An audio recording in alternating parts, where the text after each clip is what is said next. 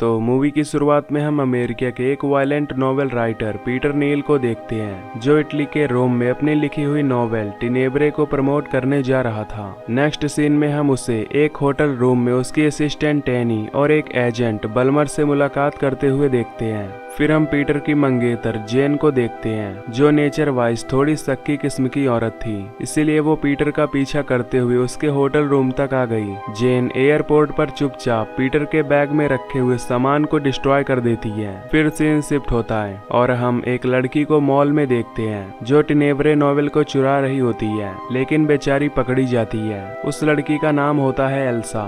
Elsa के पकड़े जाने पर एल्सा को मॉल से धक्के मारकर बाहर निकाल दिया जाता है। फिर हम देखते हैं कि एल्सा अपने घर पहुंच चुकी है और तभी कोई पीछे से उसके मुंह को दबाकर उसे दीवार से सटाकर खड़ा कर देता है और टिनेब्रे नॉवेल के कुछ पेजेस उसके मुंह में डालकर पुराने रेजर से उसका गला काट देता है और वो वहीं पर मर जाती है। फिर हम डिटेक्टिव अल्टियरी और डिटेक्टिव जर्मनी को देखते हैं। एल्सा के खून के बाद डिटेक्टिव जर्मनी राइटर पीटर नील पर ही शक करने लगते हैं, क्योंकि जब एल्सा को मारा गया था तो किलर ने टिनेब्रे नॉवेल के ही पेजेस एल्सा के मुंह में डाले थे, जिस वजह से डिटेक्टिव जर्मनी को पीटर नील पर ही शक होता है। और सबसे दिलचस्प बात तो ये थी कि पीटर नील की टिनेब्रे नॉवेल में भी किलर बिल्कुल सेम तरीके से विक्टिम्स को मारता है, यानी कि एल्सा का खून जिस तरीके से हुआ था वो ऑलरेडी पीटर नील द्वारा लिखित टिनेब्रे में थी। अब डिटेक्टिव अल्टियरी और डिटेक्टिव जर्मनी पीटर से पूछताछ कर ही रहे होते हैं, तभी पीटर को एल्सा के किलर का कॉल आता है। अब डिटेक्टिव और पुलिस उसके किलर को पकड़ सके, इसीलिए पीटर किलर को अपनी बातों में उलझा कर रखता है। दोनों ही डिटेक्टिव अपनी गन लेकर बिल्डिंग के पास वाले पीसीओ को चेक करने जाते हैं, लेकिन जब वो वहां पहुंचते हैं तो वहां कोई नहीं होता और उनके हाथ निराशा ही आती है। फिर अचानक से मूवी में एक फ्लैशबैक दिखाया जाता है, जिसमें एक लड़की और 4 लड़के बीच पर दिखते हैं और वो लड़की अपने कपड़े उतार कर उन चारों लड़कों को सिड्यूस करने की कोशिश कर रही होती है, लेकिन तभी एक लड़का उस लड़की को थप्पड़ मारकर भागने लगता है और जब ये लड़का भाग रहा होता है तो वो बाकी चारों लड़के उस लड़के को पकड़ लेते हैं और जमीन पर लेटा देते हैं, जिसके बाद वो लड़की अपनी रेड कलर के हील्स को उस लड़के के मुंह में डालकर उसे टॉर्चर करने लगती है। फिर सीन शिफ्ट होता है और मूवी में हमें पीटर की एक जर्नलिस्ट फ्रेंड टिल्डे का घर दिखाया जाता है, जहाँ टिल्डे कुछ काम कर रही होती है और टिल्डे के घर में उसकी लेस्बियन गर्लफ्रेंड मैरियन भी रहती थी, जो फर्स्ट फ्लोर पर हाई वॉल्यूम पर म्यूजिक सुन रही थी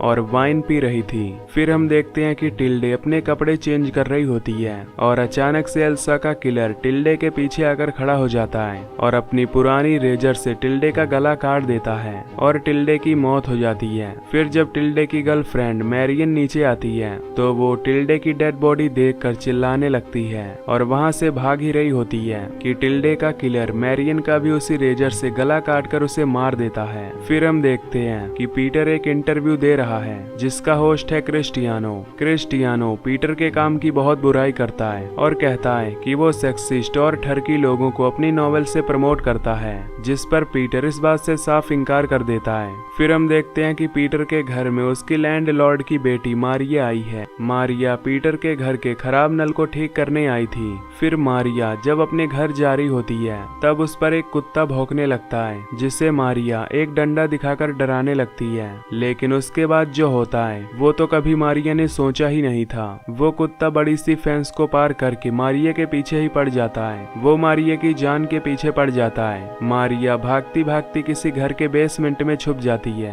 लेकिन वो जिस घर में छुपने जाती है वहाँ उसे एक रेजर मिलता है और उन लड़कियों की फोटोग्राफ्स मिलती हैं जिसे किलर ने मारा था, यानी कि मारिया किलर के ही घर में घुस जाती है और मौके का फायदा उठाते हुए मारिया वहाँ से कुछ फोटोग्राफ और कुछ चीजें सबूत के तौर पर अपने स्कर्ट के पॉकेट में रख लेती है। मारिया बेसमेंट से फर्स्ट फ्लोर पर आती है और वहाँ रखे हुए टेलीफोन से पुलिस को फोन करके बुला ही रही होती है कि तभी वो किलर वहाँ पहुँच जाता है। मारिया अपनी जान बचाकर भागने लगती है, लेकिन वो किलर मारिया को पकड़ लेता है और एक कुल्हाड़ी से मारिया के पेट पर वार करता है और वो बार बार वार करता है, जिस वजह से मारिया की वहीं पर डेथ हो जाती है। अगले दिन न्यूज़पेपर में आता है कि मारिया की डेड बॉडी उस इंटरव्यू होस्ट क्रिस्टियानो के घर के लॉन फोन में मिली है और जिस वजह से पीटर का शक क्रिस्टियानो पर जाता है। और इसी बात का पता लगाने के लिए पीटर अपने असिस्टेंट जेनी के साथ क्रिस्टियानो के घर जाता है। वो दोनों देखते हैं कि क्रिस्टियानो कुछ पेपर जला रहा होता है। तभी जेनी पीटर को कहता है कि वो घर के बैक साइड से देखने जा रहा है कि क्रिस्टियानो कर क्या रहा है।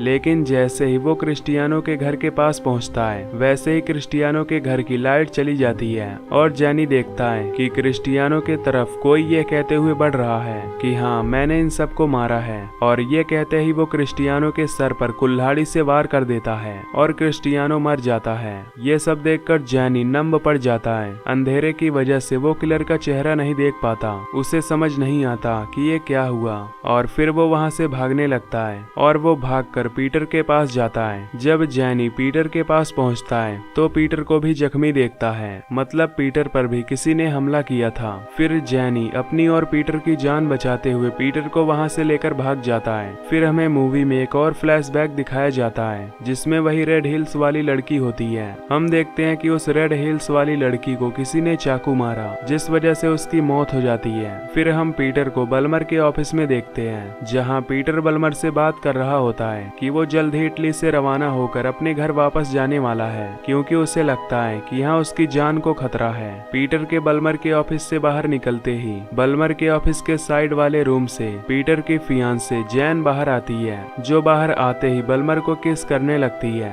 यानी कि वो पीटर को बल्मर के साथ मिलकर चीट कर रही होती है। और उनकी बातों से पता चलता है कि जेन और बल्मर का अफेयर चल रहा है। बल्मर जेन को उनकी पुरानी जगह पर मिलने के लिए कहता है और जेन बल्मर से मिलने के लिए राजी हो जाती है। दूसरी तरफ पीटर को डिटेक्टिव जर्मनी का कॉल आता है और वो पीटर को क्रिस्टियानो की डेथ के बारे में बताते हैं। सीन शिफ्ट होता है और हम देखते हैं कि जब जेन अपने घर पहुंचती है तो वो अपने घर के बाहर एक पार्सल देखती है। जेन उस पार्सल को खोलती है तो उसमें उसे रेड हिल्स की एक पेयर दिखती है। ये वही हिल्स थी जो हमने फ्लैशबैक में देखी थी। फिर हम देखते हैं कि बल्मर जेन का इंतजार कर रहा है और तभी वहाँ पर वो किलर पहुँच जाता है और किलर बल्मर के पेट में चाकू मारकर भाग जाता है। बल्मर घायल हो जाता है और गिर जाता है और इतनी पब्लिक के बीच किलर बचकर भाग भी जाता है। दूसरी तरफ हमें जेनी दिखाया जाता है जो कि पीटर को बता रहा होता है कि उसे क्रिस्टियानो के मर्डर के सपने हॉन्ट कर रहे हैं और उसे लगता है कि वहाँ कुछ तो गड़बड़ थी, इसलिए वो क्रिस्टियानो के घर वापस से जाता है। वहाँ जाकर जेनी को रियलाइज होता है कि उस दिन क्रिस्टियानो ने ही ये बात बोली थी